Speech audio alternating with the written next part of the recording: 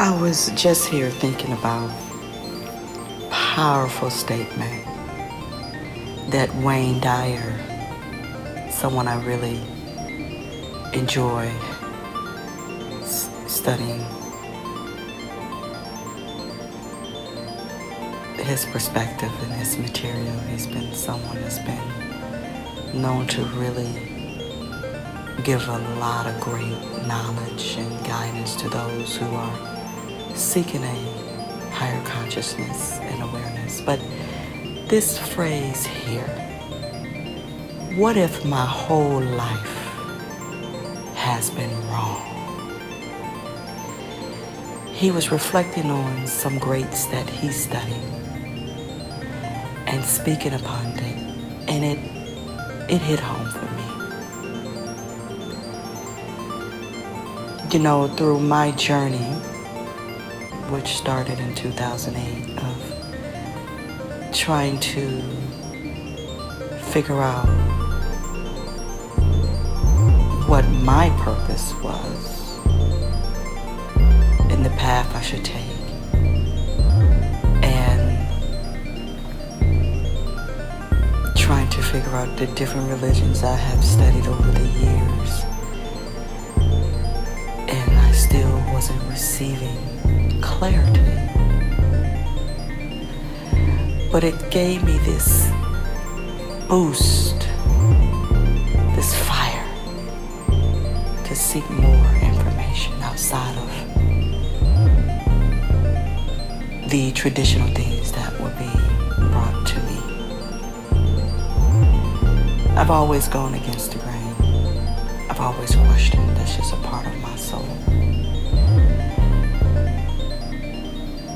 Even though things could be done in a routine way, and that's what we are accustomed to, doesn't mean you have to follow. See, your soul has been giving you messages, has been kind of knocking at you for a while, and depending on what's going on in your life, you've probably been distracted, not really focused, so you missed it. But ultimately, your soul knows the direction you should be going, and the information that you are receiving, it can make the discernment between what is the truth and what is not. So when I think about this statement, what if my whole life has been wrong? I will challenge you all to ask yourself that. Could it be? Could it be everything that was taught to me about who I am in a God sense, and what I should be doing may not have been completely accurate? We spend most of our time receiving information from organized institutions about religion, which is different from spirituality. And we take what is being said by the different leaders, a lot of times without even questioning.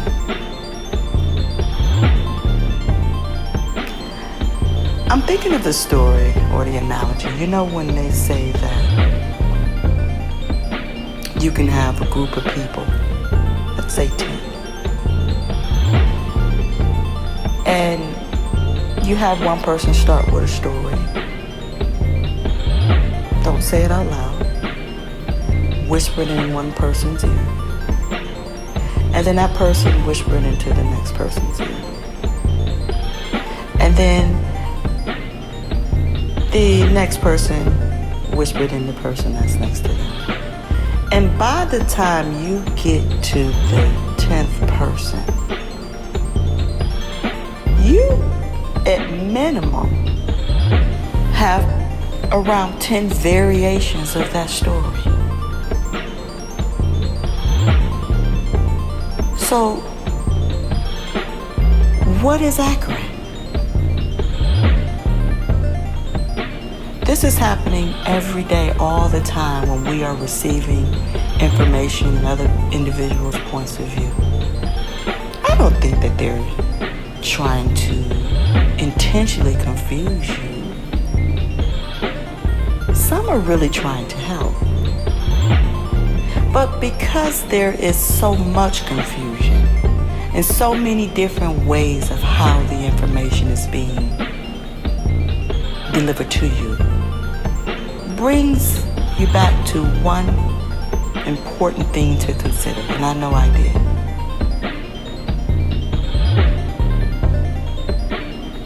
I need to now go within me, my soul, my true self, my intuition, the God in me, where the true answers are. It's not on the outside. And that's why we're so confused, because we're going so many different directions trying to get it and piece it together. It's like our depiction and understanding who we are and our path is like a collage.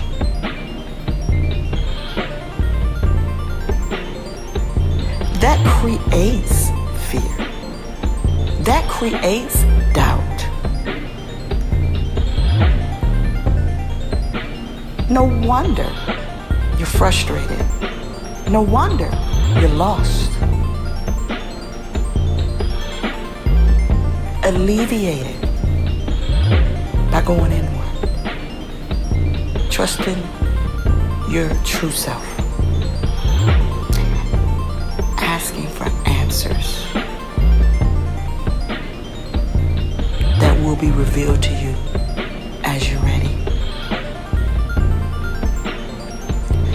And one of the most primary things that we all should know, that we all have unique gifts. Every one of us are great. Every one of us are creative. And your creative side is your soul. That is the part of you that is separate from your mind. You are in a godly space and you are coming up with something that is amazing. You are co-creating with God. Our primary purpose is to create. You are imagining something that hasn't happened and you're putting it together. You got the projection, and then you feel it through your mind later to bring it into physical form. But we all have that because it's just how we're designed spiritually. And knowing that, that is also where your focus should be. What type of creator am I? What gets me excited? What gets me jumping around? What gets me laughing? What puts a fire in me that I can't even put words to? There's a good chance that's a gift.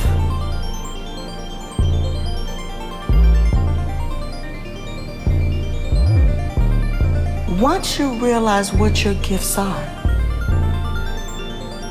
and you have all that passion with it, and you create to bring things in this world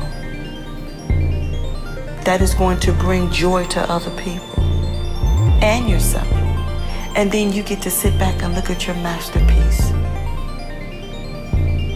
with appreciation and gratitude. Then you're following your life's purpose. See, we've gotten so caught up in the traditional conditioning that was presented to us, to where we think our existence is so wrapped around what we're doing, good or bad, keeping up a list, and depending on how you fall on the good side is going to determine what happens to you after life. And that will lead you to a promising place. Or if you fall on the other end, my goodness, where your naughty list outweighs your good list, ooh, we don't even want to go there. What has been presented to you, what that is going to be. Talk about that'll throw you into a depression just to even think of what that is. But that is just not where we should be concentrating. And those are things that require more research, more contemplating, more of you going inward to even figure out or realize, is that really accurate?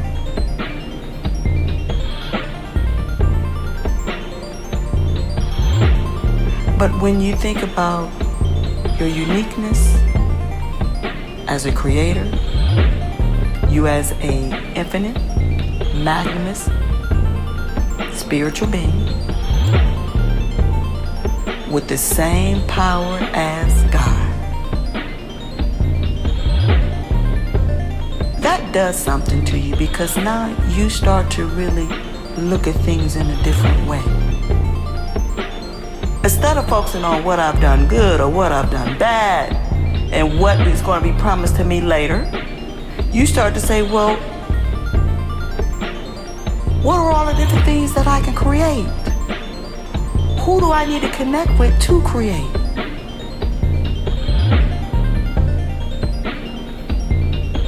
Share with other people who are creators. Ask them what did they create.